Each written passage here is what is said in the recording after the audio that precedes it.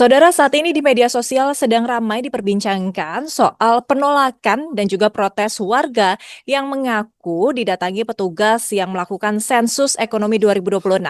Yang menjadi protes ataupun perbincangan ini adalah yang pertama soal pertanyaan yang dianggap sensitif dan petugas yang datang ini hanya menunjukkan ID card tanpa dengan surat tugas. Nah, untuk membahasnya sudah bergabung bersama saya Rizalwan Habdi Lubis, pengamat sosial. Selamat siang Pak Rizalwan. Selamat siang, Mbak Gisa. Ya, Pak. Ini banyak warga mengaku keberatan karena merasa beberapa pertanyaan yang dilakukan dalam sensus kali ini terlalu masuk ke ranah pribadi. Mengapa batas antara kepentingan negara dan privasi warga menjadi isu yang begitu sensitif saat ini, Pak Rizalwan? Iya, saya kira memang ada dua permasalahan ya. Pertama memang masalah metodologinya, kemudian yang kedua masalah timing ya. Ini saya kira masalah waktu juga penting nih. Jadi di saat kondisi ekonomi sedang tidak baik-baik saja, dolar sangat tinggi, PHK meningkat, eh, peluang berusaha juga semakin sulit begitu ya. Di saat itu pemerintah malah ingin melakukan pendataan ekonomi dengan tadi ya metodenya menurut saya sensitif gitu. Ya, jadi permasalahan mendasarnya itu bukan sekedar mengumpulkan data, tapi masalah waktu yang kurang tepat dalam pengumpulan data, di mana pemerintah saat ini tuh terkesan ya tidak mau mendengar ya keinginan publik ya melalui apa namanya yang disampaikan oleh berbagai pihak ya, pengamat, akademisi dan sebagainya. Jadi bukan sekedar tentang data yang sensitif bersifat pribadi dengan kepentingan negara, tapi saya kira waktunya yang kurang tepat. Itu yang pertama. Yang kedua, memang secara metode ini patut dipertanyakan juga ya. Pertama tadi orang yang dikirimkan dengan waktu persiapan yang sangat pendek, begitu kapasitas dan kemampuannya juga patut dipertanyakan begitu. Banyak orang yang ketika ditanya kembali apa maksud dan tujuan ya dari pelaksanaan sensus ini tidak mampu menjelaskan dan memuaskan ya informan ya atau responden ya untuk kemudian bersedia dan dengan sukarela memberikan informasi yang dibutuhkan begitu. Jadi itu satu permasalahan metodologi yang saya kira mendasar, dan yang kedua adalah pertanyaan-pertanyaannya ya. Saya kira harusnya pertanyaan-pertanyaan itu tidak spesifik ya ke urusan-urusan yang sangat personal ya, tentang kekayaan, tentang aset ya. Nah, ini saya kira permasalahan ya, karena kami di kampus juga kalau melakukan penelitian yang kurang lebih sama itu menggunakan proxy data namanya. Jadi alih-alih menanyakan penghasilan seseorang, itu kita akan menanyakan apa konsumsinya, dan itu dianggap jadi proxy. Jadi kalau dia pengeluarannya A, B, C dan sebagainya, kita akan bisa mendapatkan gambaran tentang penghasilannya berapa begitu. Saya kira begitu.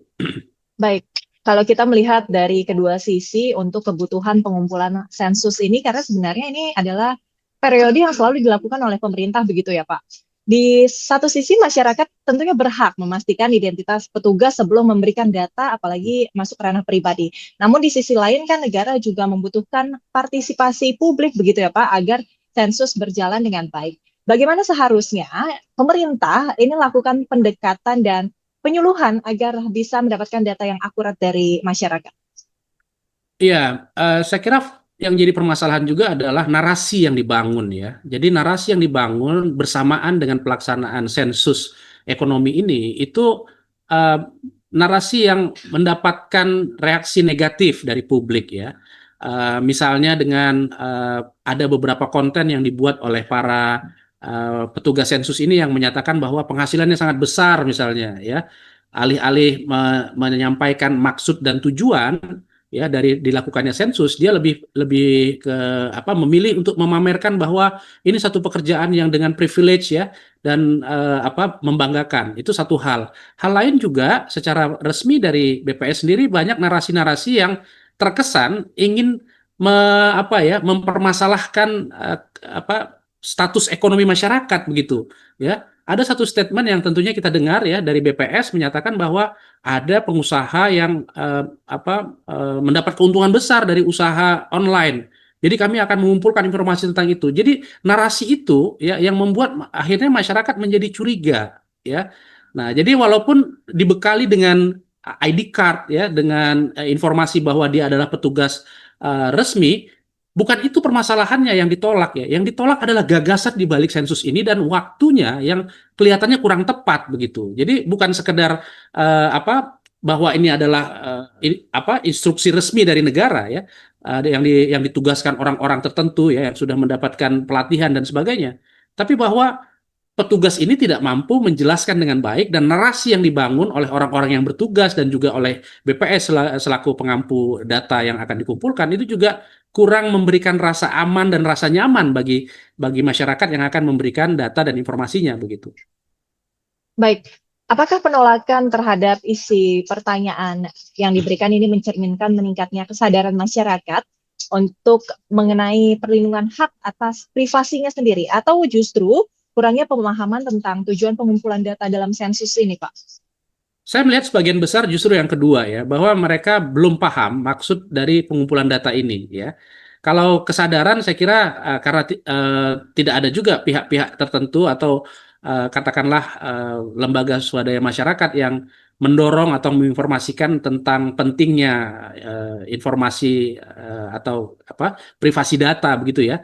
Saya kira belum maksimal. Mungkin ada satu dua pihak ya yang menjadikan itu sebagai dasar.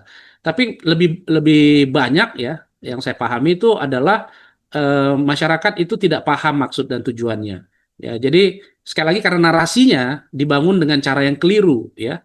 Narasi yang dibangun oleh BPS, narasi yang dibangun oleh para petugas pengumpul datanya, petugas sensusnya itu keliru ya. Seharusnya petugas-petugas sensus ini silahkan bikin konten sebanyak mungkin ya, silahkan ya perjelas kepada publik ya. Karena sekarang ini yang paling efektif adalah menggunakan media sosial ya. Jelaskan secara ringan, secara ringkas begitu ya. Apa sih maksud dari sensus ini gitu. Jangan membangun narasi yang justru kontraproduktif bagi upaya pengumpulan data sensus itu sendiri. Saya kira begitu.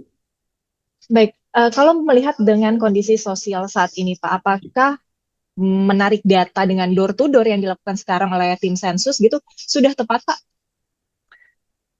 Memang sensus harus begitu ya, karena sensus itu kan intinya adalah mengumpulkan total populasi ya. Jadi bedanya dengan survei, kalau survei kan kita mengumpulkan sampel. Tapi kalau yang namanya sensus itu kan total populasi. Jadi memang harus door to door. Cuma saya kira mungkin harusnya dengan situasi saat ini ya pemerintah itu seharusnya bisa menggunakan strategi lain ya yang lebih efektif dengan cara misalnya menggandeng lembaga-lembaga riset berbasis perguruan tinggi lokal misalnya ya alih-alih cuma sekedar merekrut individu kemudian memberikan pelatihan cepat ya dan menugaskan ya para petugas sensus tadi. Jadi ya artinya pemerintah harusnya lebih peka dengan situasi di masyarakat ya bahwa masyarakat ini saat ini sebagian besar merasa mungkin kurang pas ya dengan kebijakan-kebijakan pemerintah begitu. Jadi ini yang harusnya direspon dengan baik ya. Datang ke rumah-rumah itu memang sensus harus dilakukan dan kan harus diperjelas ya. Sensus ekonomi ini kan kalau kita lihat definisinya itu kan dilakukan untuk pelaku usaha ya. Artinya jika ada rumah yang tidak ada usahanya ya seharusnya tidak disensus ya. Dan data itu kan seharusnya juga sekali lagi dikonfirmasi dulu ke otoritas di tingkat bawah ya, ke desa, kelurahan atau bahkan lebih bawah lagi RW atau RT misalnya begitu. Jadi bukan sekedar datang ya random gitu. Harusnya tidak begitu. Sensus itu harus sudah punya basis data dulu, populasinya di mana, lokasinya siapa aja dalam satu RT misalnya ada berapa rumah tangga yang punya unit usaha. Karena ada rumah tangga yang tidak punya unit usaha begitu. Baik, lalu dalam menyusun sensus, sejauh mana pemerintah perlu mempertimbangkan persepsi masyarakat terhadap pertanyaan-pertanyaan yang mungkin akhirnya dianggap sensitif? Apakah pendekatannya sudah sesuai dengan kondisi sosial masyarakat Indonesia saat ini, Pak, seperti yang tadi kita bahas? Iya, saya kira memang ada dua strategi. Yang pertama tadi siapa yang bertanya. Jadi kalau yang bertanya tadi adalah petugas yang tidak sensitif juga dengan informan dengan responden, itu pasti akan ditolak begitu ya. Dengan gaya yang kurang ini. Makanya saya bilang tadi lebih baik mengajak perguruan tinggi lokal yang tentunya sudah lebih berpengalaman dalam melakukan penelitian bersama masyarakat.